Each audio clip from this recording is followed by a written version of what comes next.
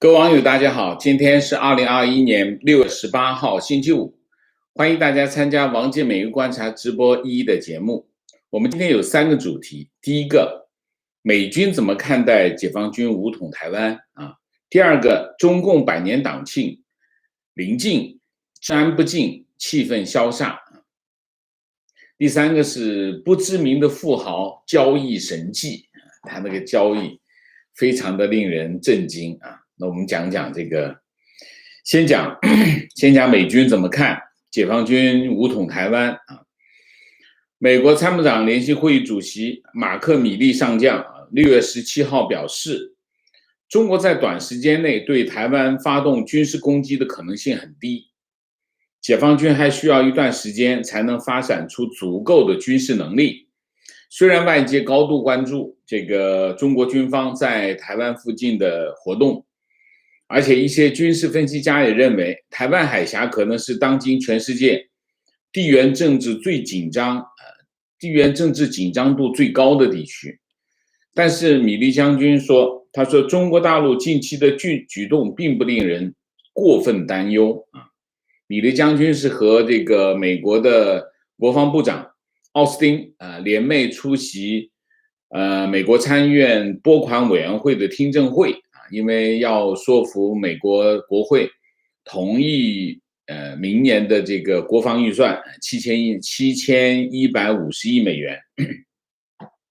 米利怎么说呢？米利说，尽管台湾依然是中国的一个核心国家利益，但目前没有太多的意向或者是动机去采取军事手段，没有理由采取军事行动，他们也知道。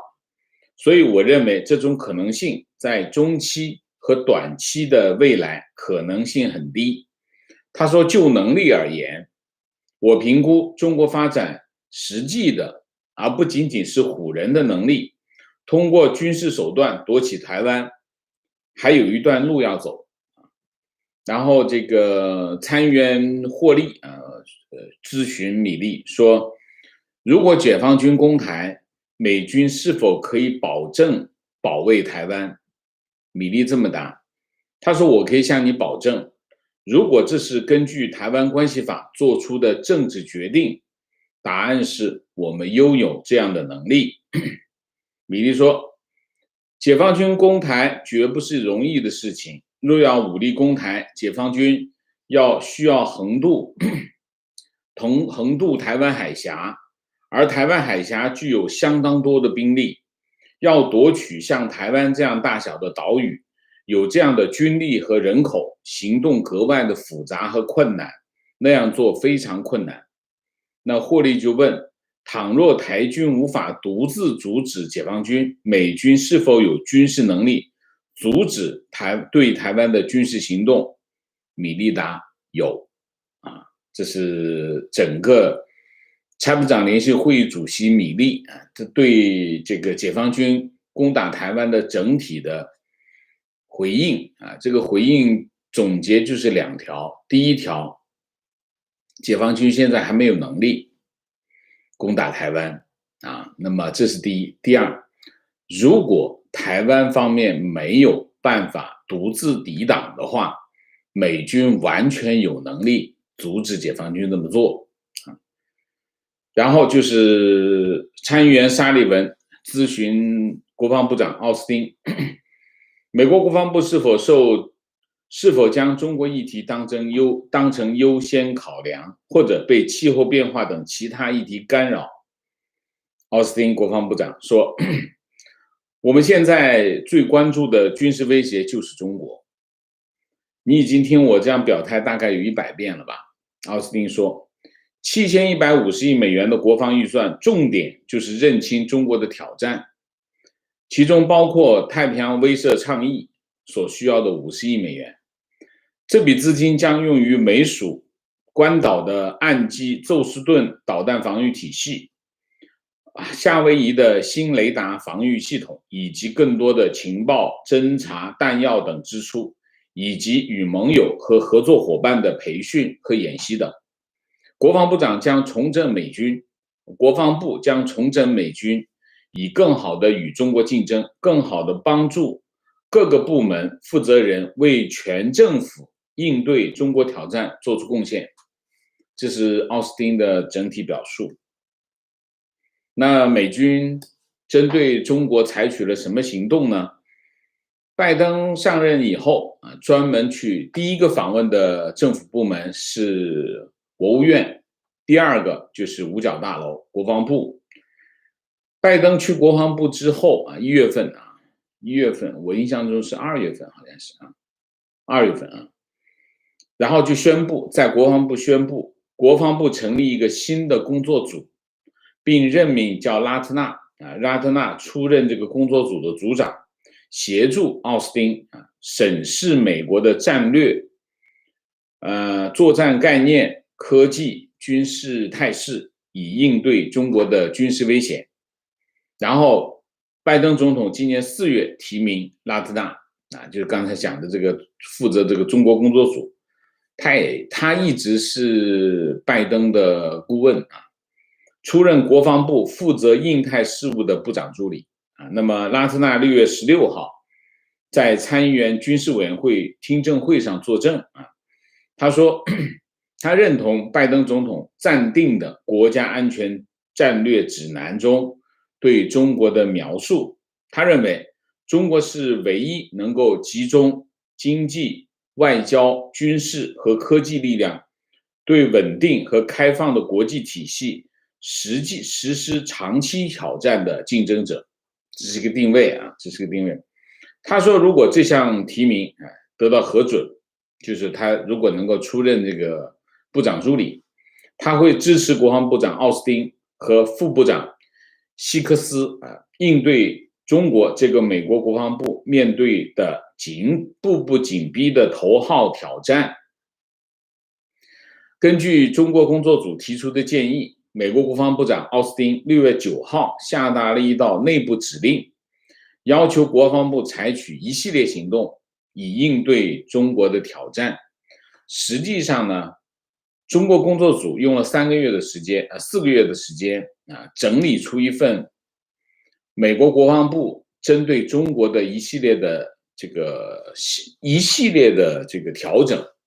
这个调整主要是让美国国防部把资源、把注意力、把整个的战略调整过来应对中国那 Politico 一个网络媒体美国关于美国政治的网络媒体 Politico 引述国防部的一位官员说，他说根据国防部中国工作组的建议，美国国防部正在考虑在太平洋地区设立一支常设的海军特遣舰队，遏制中国的军事力量，就专门在太平洋地区设立一支这样的特遣舰队，是专门针对中国的那么在参议院军事委员会的听证会上，拉特纳没有透露中国工作组的机密内容，但是他说国防部必须投入资源巩固和增进包括台湾在内的美国的盟友和伙伴的网络。他说和中国发生军事冲突并非完全不可避免，他会推动国防部发展新的作战模式和军力部署，研发新的技术，以防止和遏制未来可能发生的冲突。然后美国国防部的发言人科比说，他说国防部长下达的这个指令主要是干什么呢？主要是改进思维、策划和组织方式然后真正的应对这个挑战科比透露了有2项具体内容。第一个，国防部今后的人员培训要聚焦中国就是国防部要对他的这个人员进行培训，要把中国的内容放到他的核心内容这是第一个。第二个，奥斯汀部长将亲自督察国防部应对中国挑战的各项具体工作，与确保国防部的工作真正的以应对中国挑战为首要任务。那么国防部内部就有人悄悄的告诉这个媒体说，以前呢各界政府呢这个国防部口头上都说中国是最大的安全威胁，但是行动上没有做出真正和他嘴巴上讲的那么严重的这个行动。所以呢，奥斯汀这次下达的指令就是解决国防部嘴巴上说的跟实际上做中间的这个中间是有差距的，要解决这个问题，就是不仅仅要解决态度问题，还要解决手头上的活的问题啊。这是美国国防部的行动。然后台湾国防部6月17号公布了军购最新进展，台湾驻美代表处军事代表团和美国在台协会签署了2项最新的军购合同，就是美国对台军售。那么包括2项，一个是高机动多管火箭系统，一个是岸基鱼叉导弹系统。那么岸基鱼叉导弹系统，鱼叉导弹美军用了好多年了，用了几十年了，不断的更新啊。然后根据美国国防部台湾国防部的公告，台湾陆军采购高机动多管火箭炮系统，合约是4.36亿美元，今年6月1号生效，2027年执行完毕。然后台湾海军采购岸基鱼叉导弹系统，合约是23.7亿美元，那么5月19号生效，预计2028年执行完毕。那么其实美国对外军售的国防安全合作署叫 DSCI 在去年10月份就已经宣布了这次这个军购，只是没有就是宣布已经得到国会批准，但是这件事情还没有发生那么现在台湾国防部是宣布已经发生了，那么就是向台湾出售11套，就是刚才说的这个4.36亿美元，就是11套这个多管火箭系统那么64枚陆军战术导弹系统，就是鱼叉式导弹。然后7辆这个多功能轮式车辆，11支这个机关枪，还有17套野战炮兵战术数据系统。这些东西不起眼其实什么是多少套什么战术系统，但是这个才是真正的竞争力那么多管火箭系统一次发射6枚火箭，或者1枚陆军战术导弹，最大射程300公里。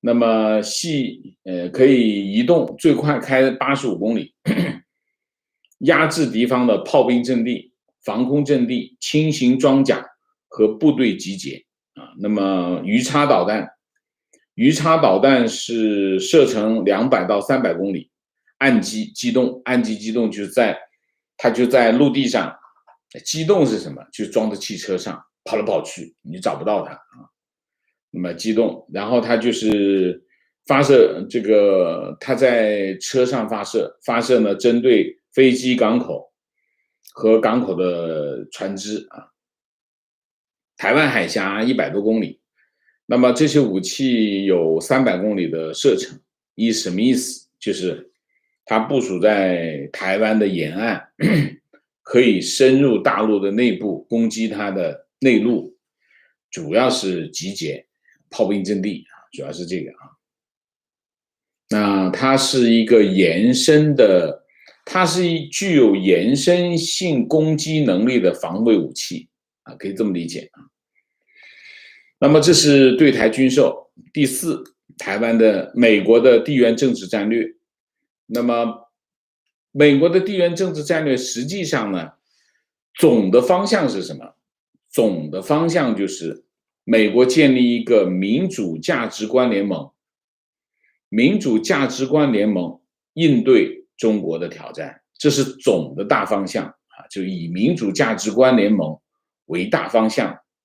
然后核心的日本是美国在亚洲地区的主要盟友。日本一个什么日本，一个是韩国这是两个主要的盟友。然后美军在和日本、法国、德国、英国、澳大利亚在东海在南中国海举行军事演习，海上军事演习，展示他们的合作的力量，目标指向谁？台湾海峡。然后北约的表态，然后是这个欧盟的表态，都表态关注台湾海峡，就是地缘政治的关系啊，这都地缘政治的。然后是五眼联盟是美国、加拿大、英国、澳大利亚、新西兰。那么美国通过地缘政治的战略，去让他的民主价值观联盟的所有的盟友全部加入到针对台湾海峡的行动当中来，力量大吗？非常大啊！这是第4个地缘政治。第5个，美国国内，尽管美国民主共和两党在很多议题上有很多的分歧，但是在应对中国的问题上立场趋于一致啊。那么都是要采取更强硬的态度，其中包括更积极的支持台湾，推动各种官方关系啊，官方的、非官方的关系。那么美国众议院2党议员本周提出了一个新的议案，什么议案？台湾和平与稳定法案。那么要求什么呢？要求拜登政府在90天之内加强对两岸冲突的威慑，提出全政府的战略报告啊，强调与盟友的合作。那么这个法案刚刚提出来，那么它往怎么走不知道，但是至少反映了美国国会的立场。那么美国前驻联合国代表联合国大使叫海利，海利是一个共和党的重量级人物啊。他在这个访问中说，他说中国一心要称霸世界，而台湾就是原爆点啊 ，ground zero 啊，原爆点就是原点、零点，就是原子弹掉下来的地方，就是零点啊。他说，如果中国拿下了台湾，那一切都完了。为什么？因为他们会认为他们可以自由的摄取任何领土啊，不仅仅是在这个地区，在他们想去的任何地方，他都可以干啊。他甚至批评7国集团领袖峰会的联合公报，他说对中国还是太软弱了啊。那么7国集团应该进一步确定台湾是主权国家啊。海利在台湾问题上的立场更强硬。那么 Hill 报道说 ，The Hill 就是国会山庄一个媒体叫 The Hill， 说海利呢可能共和党，他是参加2024年共和党竞选的一个候选人的一个有力的竞争者，他是个重量级的人物啊。他说他在6月16号出席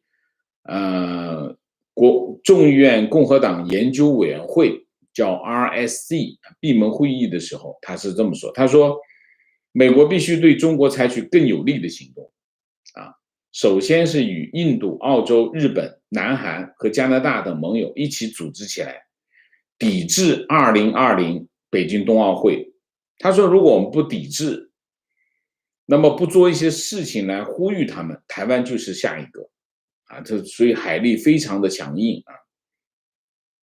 那么大家知道，就是这个北约跟欧盟、北约跟这个7国集团发表声明之后，这个中国在这个中国解放军在这个台湾又开始新一轮的这个武力威慑啊，一天派了28架次军机袭扰台湾的防空识别区啊。那么过去1年时间，那么这个大陆对台湾的军事压力不断的上升。与此同时，美国在台湾的问题上的立场也越来越强硬啊。那么拜登总统上任之后，美国至少派了5次军舰啊，不一定是军舰，通常是导弹驱逐舰，通过台湾海峡，宣示自由航行的这个意思啊。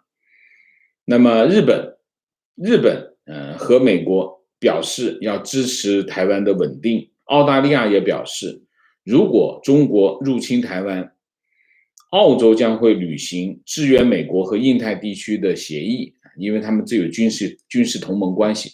其实日本表达的意思是一样的，也就是说，如果美国在台湾海峡投入兵力，它首先会得到2个国家的支援，一个是日本，一个是澳大利亚。那么日本防卫大臣岸信夫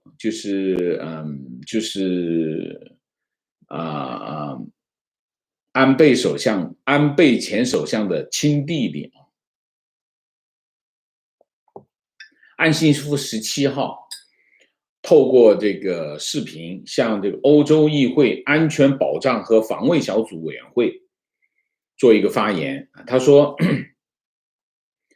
他说中国的军事力量迅速增长，令人担忧啊，所以呢，需要欧洲、美国和其他亚洲国家联合起来对抗中国。这是岸信夫说的啊。他说台湾周边的形势稳定对国际社会非常重要啊。他说中国的弹道导弹，中国增加国防预算到日本的4倍，以及军事化南海岛屿都值得警惕。他在演讲中还说，南中国海地区安全对欧洲也有影响，因为欧洲有40%的国际贸易通过南中国海。所以呢，岸信夫针对中国近日对台湾的军事压力不断的升高，指出台湾周边的形势稳定对国际社会的影响非常的大。他为什么会发表一个这样的演讲？因为欧盟是要在9月份制定印太地区战略啊，那么所以邀请岸信夫去发表演讲，作为制定战略的参考。你可以看一下，这西方国家他们之间的关系已经来到一个这样的场景。所以呢，实际上呢，你可以看到中国大陆在台湾议题上的立场，其实比想象的要强硬，但是他面对的不仅仅是台湾，他还要面对美国，还要面对日本、澳大利亚，还要面对其他的西方的盟国。所以在台湾地区的这个形势已经不是原来的两岸关系，它已经更多的纳入到整个的印太地区的战略平衡当中去。所以如果我们用这个视角来看待台湾发生的事情的话，其实我们得出的结论非常的清晰，就是中国大陆是不可能跨过台湾海峡一步，这是不可能发生的事情。这是我们今天的第一个主题。那么第二个主题讲讲中共100年党庆临近了啊。那么7月1号，今天已经18号，还有不到2个星期的时间。那么这个中国各地的维稳的这个防控措施升级啊，而且今年又是多事之秋啊，政治气氛非常紧张。同时社会气氛萧煞，不时有一些重大的事件，社会事件、政治事件都在爆发。举一个例子，6月17号，拉萨有一个姓陈的女子，她在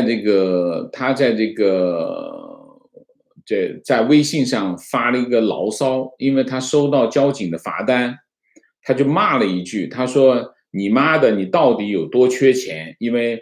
因为他被罚款，然后就是因为一段这样的话，一句这样的骂，就是发泄的话，被处行政拘留5天。这种事情现在每天都在各地发生啊，这就是现在中国的社会气氛，就是一句话抓出去行政拘留5天啊。那么阿里巴巴6月17号发布通知，即日起到7月15号期间停止销售无人机和相关商品，其中北京就连白鸽的鸟类就是信鸽不让放飞啊。那么为什么？因为党庆中国一党庆，他们一开会，要么开会，要么搞什么活动，老百姓都不正常。这跟封建社会差不多啊。这个皇帝家的死了人，大家都不能唱戏，不能娱乐，差不多就这样的事情。阿里巴巴中国站发布关于暂停销售无人机相关产品的通知，表示应监督部门要求，即日起到7月15号停止销售所有的穿梭机具备超视距飞行能力的航空模型、小型无人机，包括头戴式的显示器、图传模块、飞控模块等关键零部件的产品。同时，当局还禁止发布这个无人机的产品和飞行信息的飞行活动的宣传和教学内容，连教学内容都不让啊。那么，当然这跟中共党庆有关系啊。目前，京东是下了，京东下架了，淘宝下架了，这个拼多多好像还有啊，大概是这样啊。然后6月上旬。很多城市啊，重点城市颁布了禁飞令，就是无人机的禁飞令。北京、深圳、上海、江苏、四川、河南啊，禁止全国各地的航空运动协会、飞行营的组织进行任何无人机的赛事和飞行训练，禁止爱好者利用穿越机进行各类飞行活动。你讲一下，这不都神经病了到什么地步？跑到深圳去，深圳无人机飞到北京去嘛？你疯了吧？他就这么疯狂，中共就这么疯狂。为什么他这么疯狂？因为他可以。就最大的问题是什么？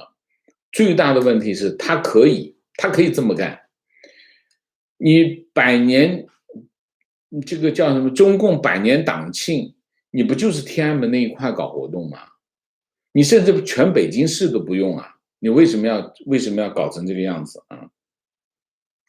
然后在北京啊，北京呢这个飞行活动把东城、西城、朝阳定为什么呢？禁空限制区啊，不但要禁止放无人机、风筝、气球，连鸽子都不让飞啊，就是这样。然后呢，其中前一阵子有一个姓李的男子，这个放无人机被抓起来，行政拘留。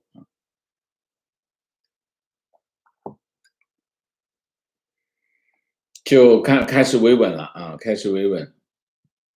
2019年的两会期间也禁飞无人机，害怕，真的是害怕。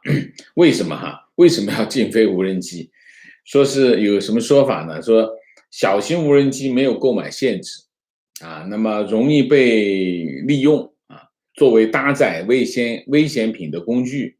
还有呢，无人机携带高清的相机，可以从管控区外进行偷拍啊，这得多害怕啊！等等，所以要禁止无人机啊，这是一个。还有一个什么？还有一个就是安全会生产。副总理刘鹤主管生产安全生产啊。那么副总理刘鹤，然后是国务院安全生产委员会副主任王勇，还有一个谁呢？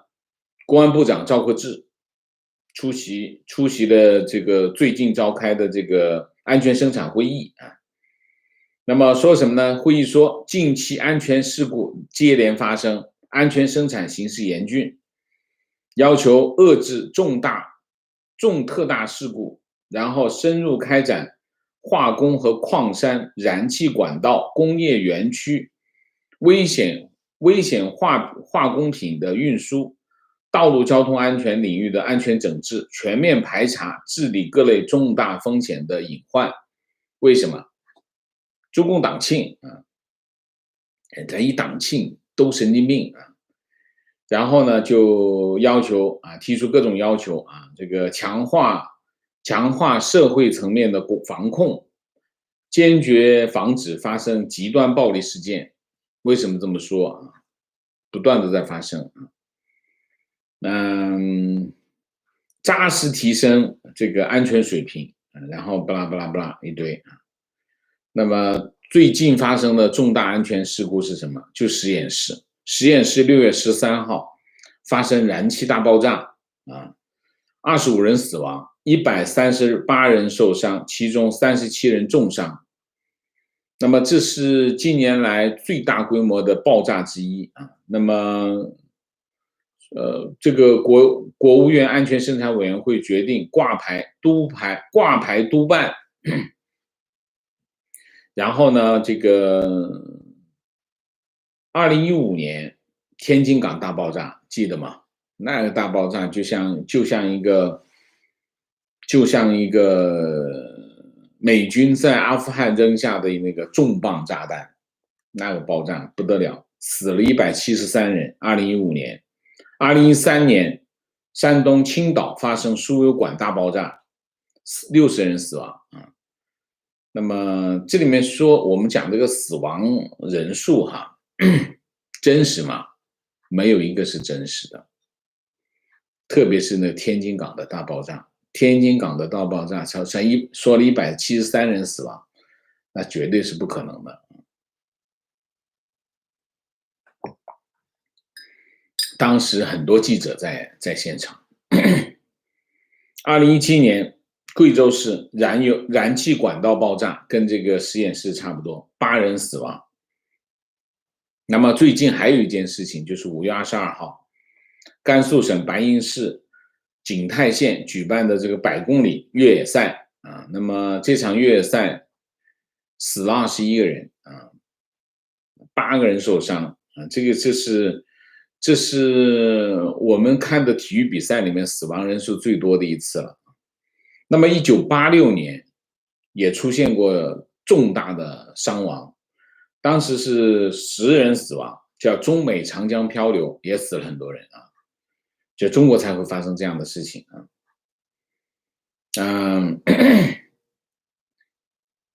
5月底以来，连续发生了3起煤炭事故。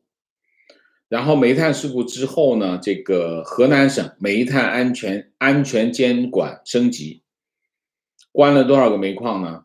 总共关了6个煤矿关掉了啊。6月15号开始，然后这个河南大有能源公司它旗下的7个矿井关闭啊，然后是这个河南郑州辖区内6个矿井关闭啊。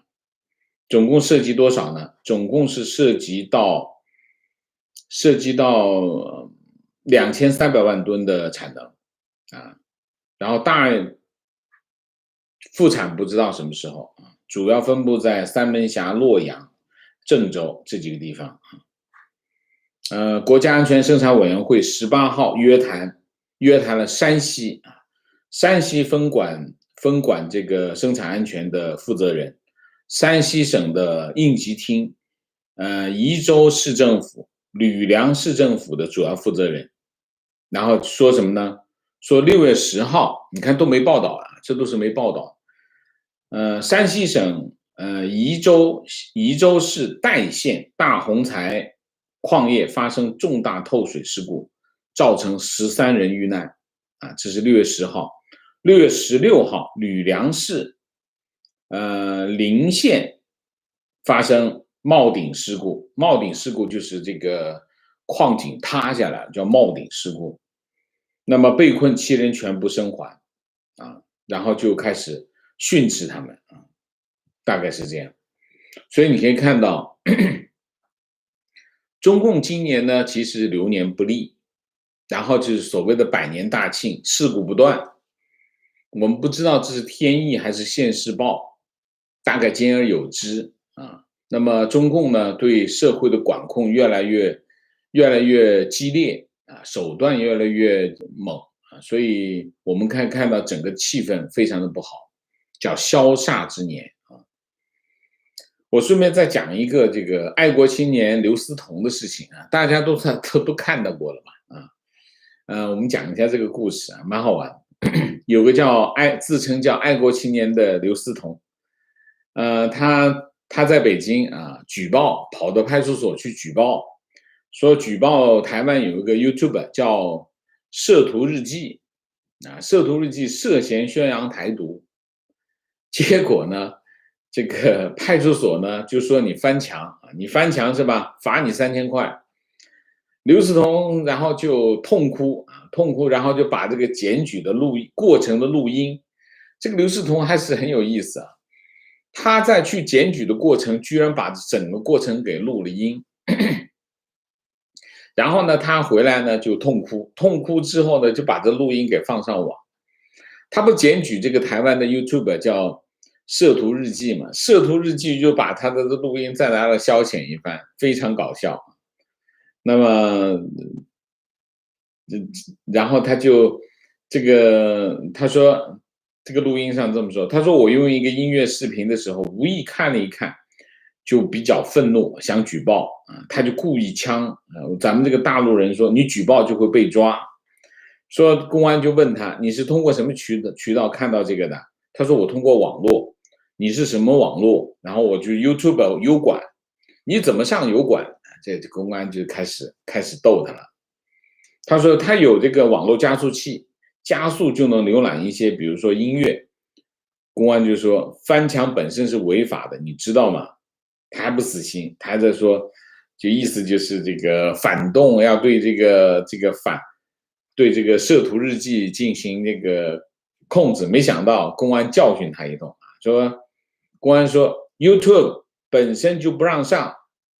好在你来我这儿举报，咱们国家不止你可以看这些东西，国家监控部门、国家监督机关都在看啊，而且该做什么事情都在做，你知道吗？公安就骂他。刘世彤说：“我就希望他哪天来我们大陆领空领海给带走，就把他抓起来。”他说公安就说：“这你不用操心，这帮孙子不敢来。”这一听就北京话。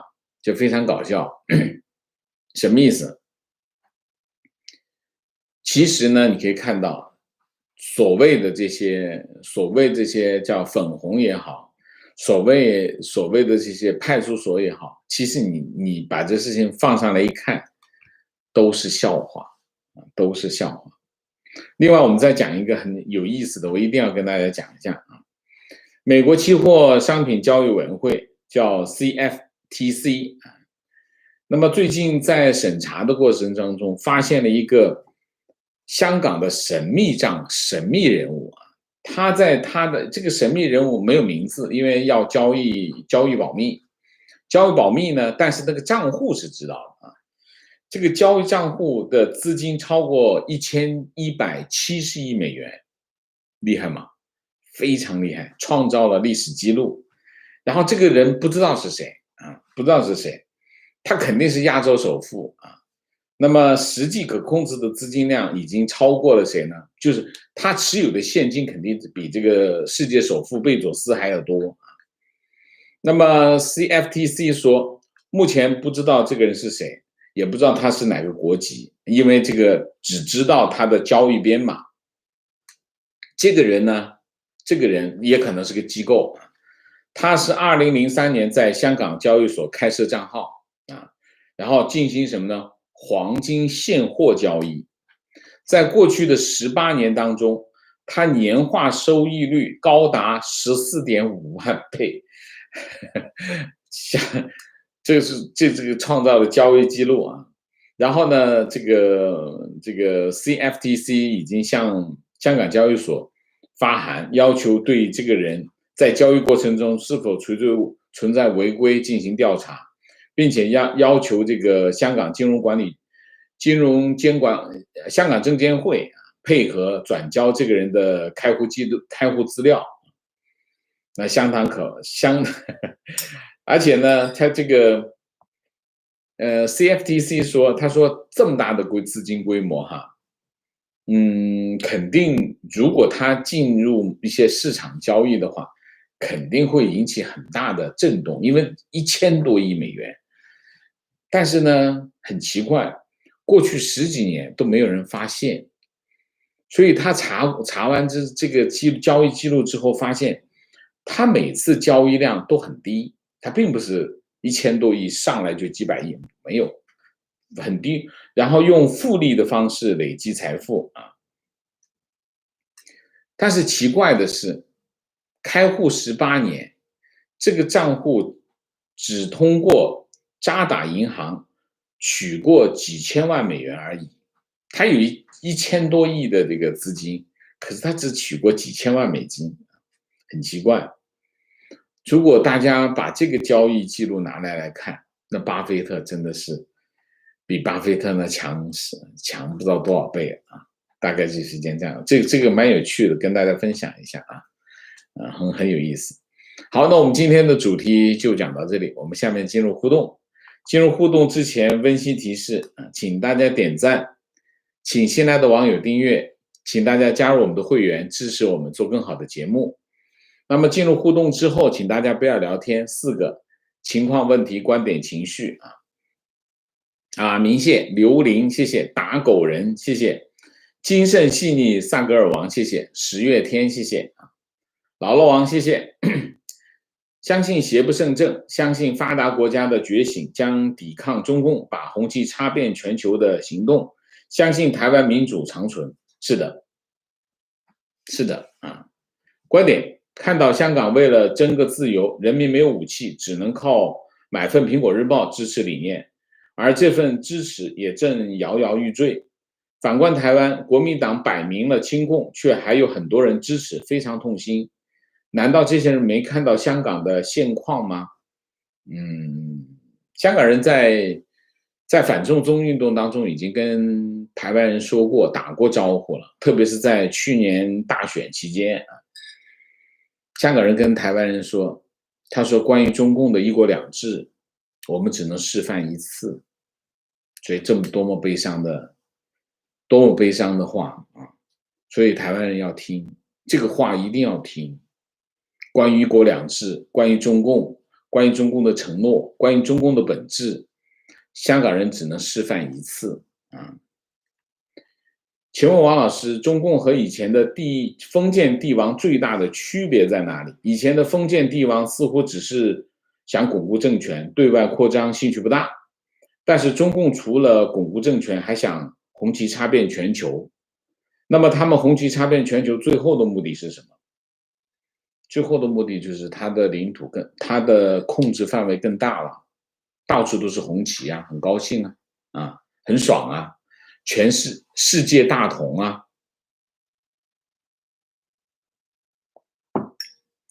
红旗插遍全球的目的是什么？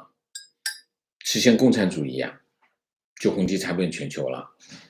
所以这个问题不复杂情况，中央级的中国美术馆前些天闭馆2周，专门布置建党100年。这次展览史无前例的占了整个美术馆4层楼，全部22个展厅，外加户外雕塑，并持续1个多月，至7月末。展品不乏国内许多大师的作品，当然所有绘画和雕塑都是革命、工农群众、领袖等内容。这就是什么？中共在调动所有的资源，在做这件事情。大家知道什么？中共有一句经常说的话叫齐抓共管。什么叫齐抓共管？齐抓共管就是动用所有的管理能力，动用所有的控制的资源来做他要做的事情。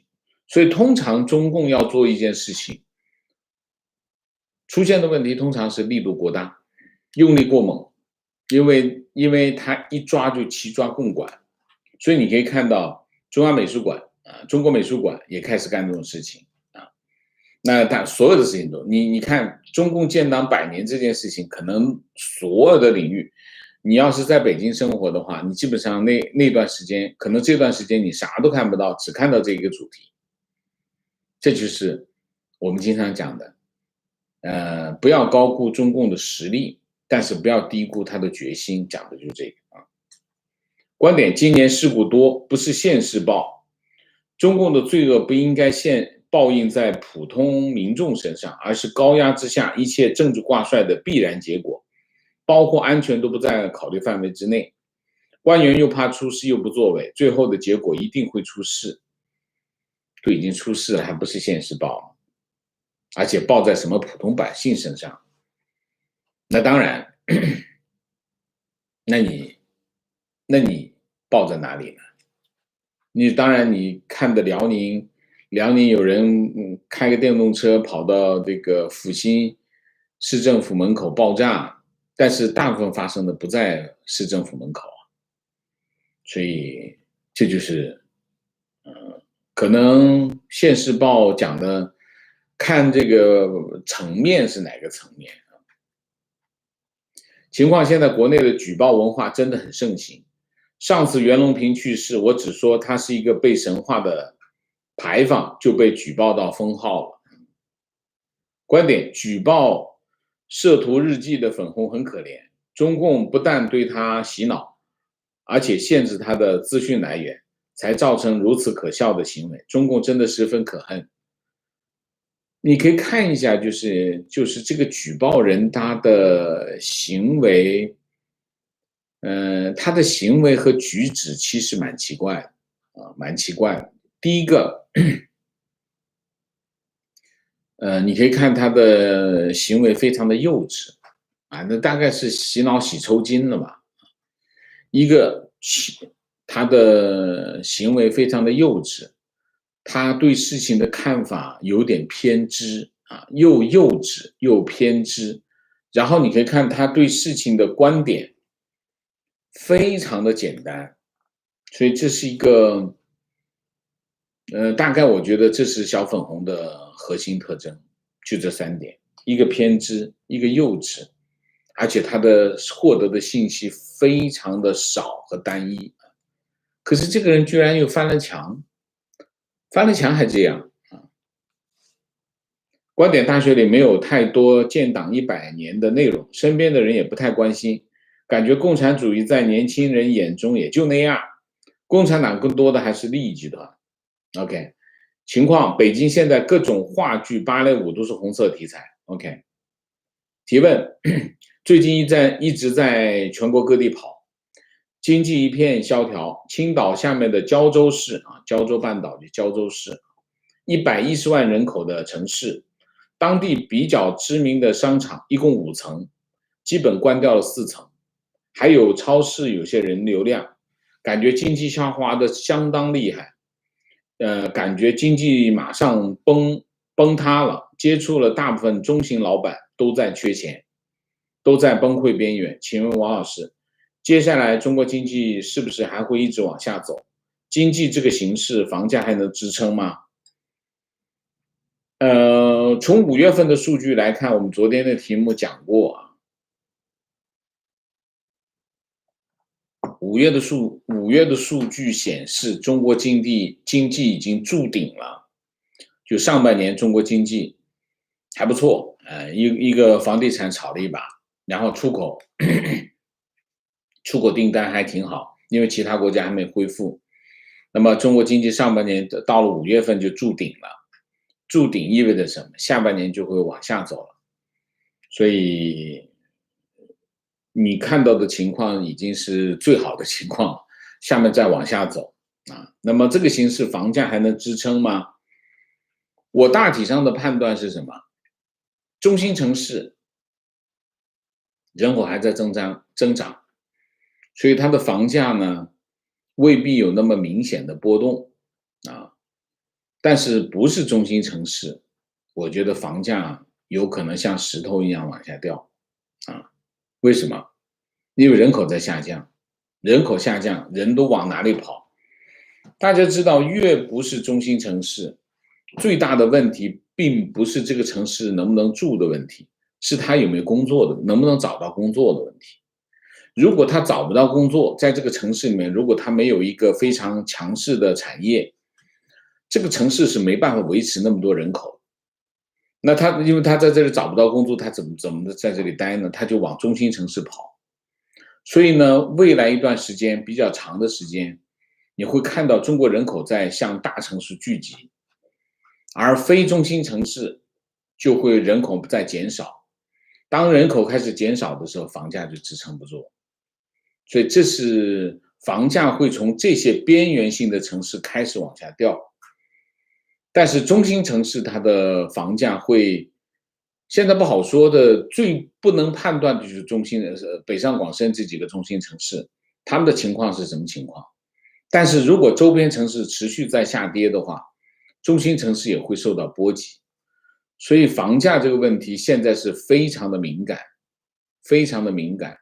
一方面政府又很害怕钱继续往房地产跑，所以呢采取各种措施打压房价，特别是北上广深一线或者是二线城市打压房价。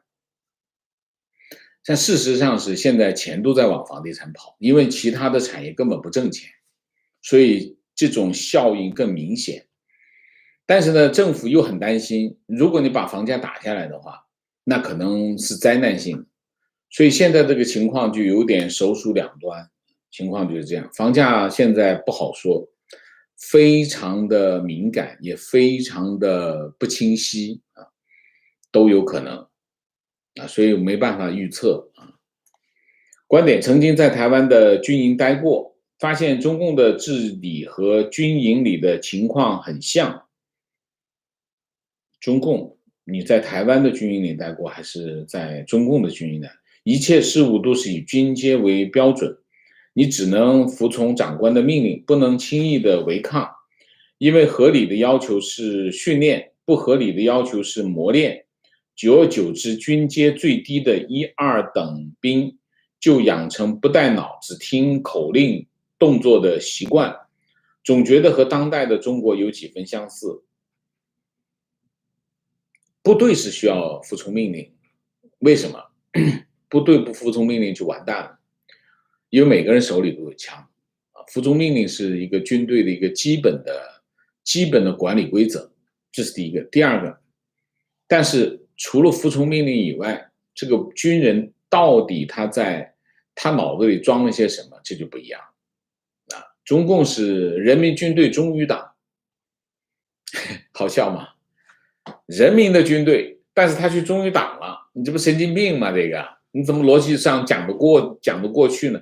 人民军队应该忠于人民啊，人民军队怎么会去忠于党呢？对吗？而且党要忠于人民啊，因为既然你叫人民为中心，那你当然要忠于人民，不是人民去忠于党啊，你搞反了吧？这个，所以中共的这些就所谓的宣传完全不讲逻辑嘛，这个，你说这都能够天天在那喊什么喊？所以很简单的逻辑，军队的问题，一个国家如果他解决不了军队的问题，这个国家到现在就没搞定过。为什么？军队是一个国家的非常重要的利器。如果就像一把刀，你这把刀你没有鞘，那你会割到自己。你除了能打对敌人，你也会伤到自己。你连鞘都搞不定的话，你这个国家是什么？这对不对？就是这样的问题啊。观点：当初 PS4 举报事件，当事人自得地说：“我做到了。”如今那个举报的人也无人问津，可见举报这种事情真的只有智障才能做出来。情绪觉得刘思通很可笑，很可悲，被彻底洗脑去捍卫党，铁拳却打在他身上，可见他最后记恨的还是那个想唤醒他的人。中共在他身上做到了，边收割边洗脑，边让韭菜称赞镰刀。这是做到了。情况：前段时间在北京暂住，去超市采购日用品以及烹饪厨具，结果跑了2条街，找了几个超市都没有买到菜刀，连水果刀都没有。店员说现在刀具不允许销售，如果要买需要提前登记预定。这比我们江西老家菜刀实名购买还无厘头，实在是荒唐无奈。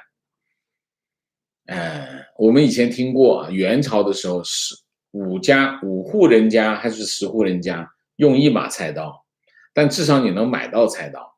现在连菜刀都买不到，共产党得吓成什么样？你说共产党害怕成什么样子啊？这个比封建王朝还不如。情况北方某市，从这个月开始，直到7月5号，所有加油站停止自助加油，必须由加油站员工加油啊，怕你买了汽油干别的事儿啊。情况今天深圳疫情严重啊，怎么严重法不说吗？说一下吧啊。情况东莞城确诊1例，莞城街道办随即公布全城紧急核酸检测。据悉，该确诊病患已经打过2剂疫苗，但仍然感染，再次证明了中国国产疫苗千疮百孔的保护效力啊。情况，印尼中爪哇350多名医护人员感染新冠肺炎，他们都接种了科兴疫苗，其中几十人需要住院治疗，出现了血糖浓度下降的症状，可见邵一鸣所说的2级防护也没有实现。OK， 情况坐标美国，前几天带狗去看医生，因为疫情，狗主只能在外面等待。突然听到有位老外一路咆哮 Chinese virus， 这是南美20多年第一次碰到不友善的情况，究其原因是 CCP 造成华人的艰难，也没有艰难吧，也没有艰难了啊，我们也觉得啊。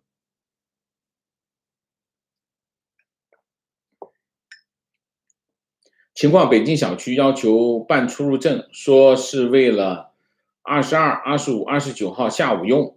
我妈说现在滴滴打车也不好打，比以前慢了不少。司机说出租车公司要求是换新车，只能换北汽出的电动车，司机宁可不干也不愿意开。大批电动车停在出租车公司的车场，滴滴派车时也优先派电动车。反正就是这样啊，就是你对付我，我对付你啊。坐标上海，今天上班和下班，平时小路口没有警察和辅警的路口，今天都有了，还要求开后备箱查看。情况，四川今天把挖矿企业都停业整顿，其中26个企业是去年政府鼓励挖矿消纳夏季汽水发电，今年这些老板还没有回本，就把所有的矿场全关了，政策真是啪啪的打脸，多少投资者被割，很多人又要失业了。你可以看啊，中国现在的情况是什么？中国现在的情况就是各个领域的政策完全不管不顾，就是你可以看到现在的情况就是一个这样的，煤价到天上是吧？好，我就想办法，它不是增加煤炭供应，它是干什么呢？它去收拾那些这个期货市场的交易者，用那种方法把煤价打下来，就这样，完全乱来。提问：今天韩联社报道，金正恩定调接触美国，而且5月份朝鲜自中国进口锐减90%，朝鲜现在缺粮，请问王老师，这中间之间有什么联系？我看不到有什么联系，这2个我都看到了。那么4月份，朝鲜从中国进口大概是3000多万美元，那么2000多万美元啊，2000多万美元，然后5月份进口跌到了200多万美元。那朝鲜现在缺粮，他想不想买？当然想买，但问题是他得有钱啊，他得有钱。然后金正恩的讲话我也看，金正恩讲话是一手是接触啊，一个是用2手，一个叫对决，一个是要对话。他说要用2手来应对美国。是不是要跟美国接触呢？不好说，但是肯定一点，拜登总统不是任命了一个朝鲜问题特使，他应该是19号啊，就是明天啊，明天去韩国访问。那金正恩的这番话肯定跟他去韩国有关系啊。那么会不会真的开始接触？大概都在放信号吧，现在。这里面还有一个因素，就是朝鲜跟中国的关系。我们现在看不到很多的资料，所以现在还看不清楚。但是至少，朝鲜特使要去韩国，然后这个金正恩放出一个空气啊，会不会产生一个变化？我们继续观察吧。啊，提问王老师，如何评价普京说凭什么他们的子弹都是民主的？我没有看到这句话，抱歉啊。提问，请问王老师，美国有没有可能重新审视中美3个联合公报的可能性、必要性？我没有看到这方面的信息啊。有人提出来吗？除了你以外，我没有看到其他人在提这个问题啊。观点：前天看完美俄峰会后，感觉现在拜登是希望俄罗斯政府通过实际的作为来提升双方的信任，但拜登访华还需要一定时间的考量。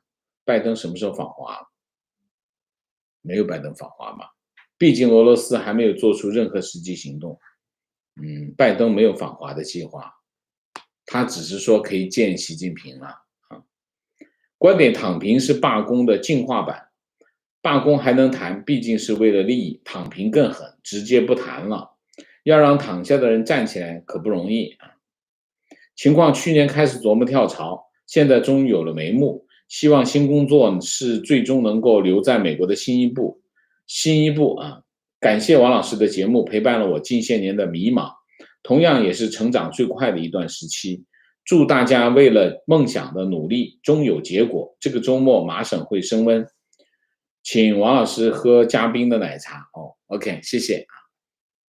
好，那我们今天的节目就到这里，感谢大家的参与，我们下个节目再见。再见之前，请大家点赞，请新来的网友订阅，请大家加入我们的会员，支持我们做更好的节目，做更好的自己。谢谢大家，谢谢。